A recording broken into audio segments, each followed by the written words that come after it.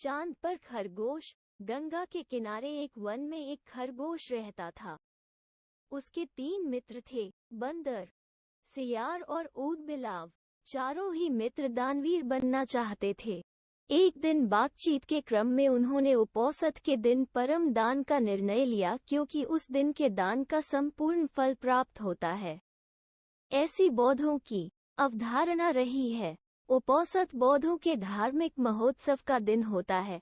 जब उपोषण का दिन आया तो सुबह सवेरे सारे ही मित्र भोजन की तलाश में अपने अपने घरों से बाहर निकले।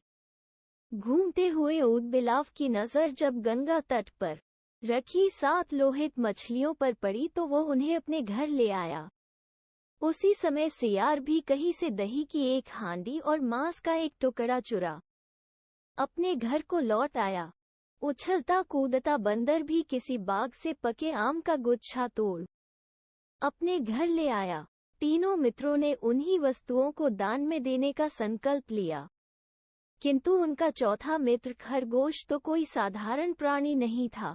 उसने सोचा यदि वो अपने भोजन अर्थात घास पात का दान जो करे तो दान पाने वाले को शायद ही कुछ लाभ होगा। अतः उसने उपोषण के अवसर पर याचक को परम संतुष्ट करने के उद्देश्य से स्वयं को ही दान में देने का निर्णय लिया।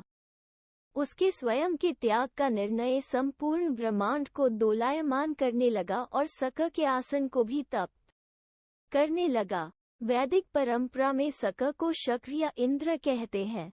सक ने जब इस अति अलौकिक घटना का कारण जाना तो सन्यासी के रूप में वह उन चारों मित्रों की दान परायणता की परीक्षा लेने स्वयं ही उनके घरों पर पहुंचे। ऊदबिलाव, सियार और बंदर ने सक को अपने अपने घरों से क्रमशः मछलियां, मांस और दही एवं पके आम के गुच्छे दान में देना चाहा, किंतु सक ने उनके द्वारा दी गई दान को वस्तुओं को ग्रहण नहीं किया।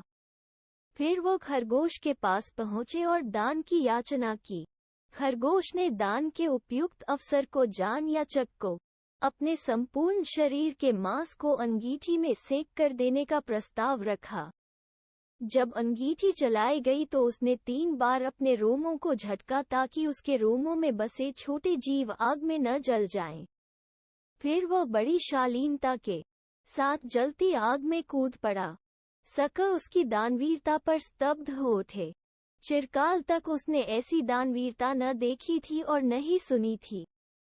हाँ, आश्चर्य! आग ने खरगोश को नहीं जलाया क्योंकि वो आग जादुई थी। सक के द्वारा किए गए परीक्षण का एक माया जाल था।